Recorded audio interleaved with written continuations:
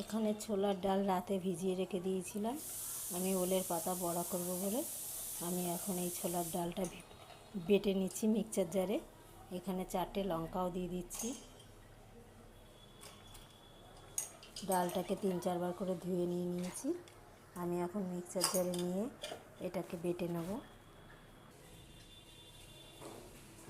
ওলের পাতা বড়া করার জন্য আমি এখানে খানিকটা পেঁয়াজ, খানিকটা কাঁচা লঙ্কা কুচি আর এখানে সেই ডাল পেস্টটা নিয়ে নিচ্ছি।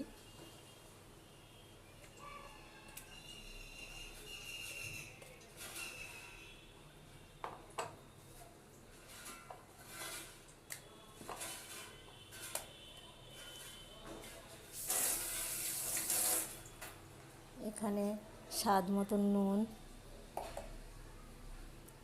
হলুদ, সামান্য পরিমাণে মিষ্টি,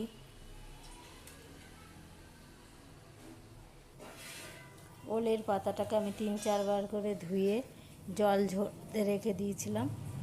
জলটা ভালো করে ঝরে গেছে। এই যে কুচিয়ে ধুয়ে জল ঝরাতে নিয়েছিলাম, জল ঝরে গেছে। এবার আমি এইখানে সব কিছুর মধ্যে মেখে নেব।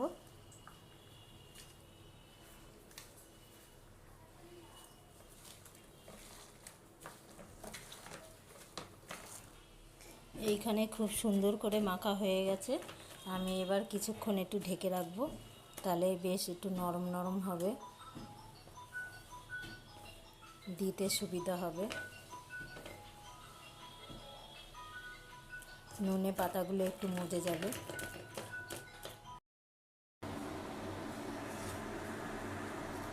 ভালো করে এখন হয়ে গেছে, নরম হয়ে গেছে। আমি এবার তেল বসানো হয়ে গেছে, তেল গরম হয়ে গেছে, দিয়ে দিচ্ছি।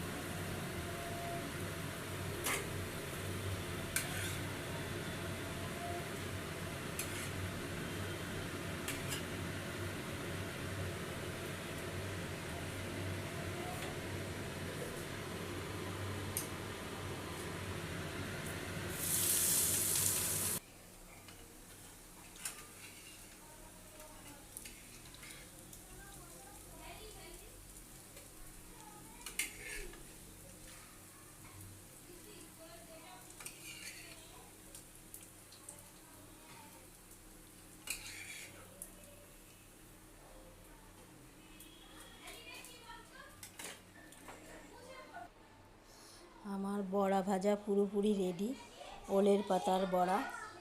আপনারাও এইভাবে খেয়ে দেখবেন, খুবই ভালো লাগে। আমরা তো কিছুদিন পর পরই করি, গরম ভাতে খুবই ভালো লাগে। আমার এই রেসিপিটা কার কার ভালো লাগলো সবাই শেয়ার করবে, কমেন্ট করবে, লাইক করবে। এর থেকে ভালো কিছু বানাতে পারি কিনা চেষ্টা করব।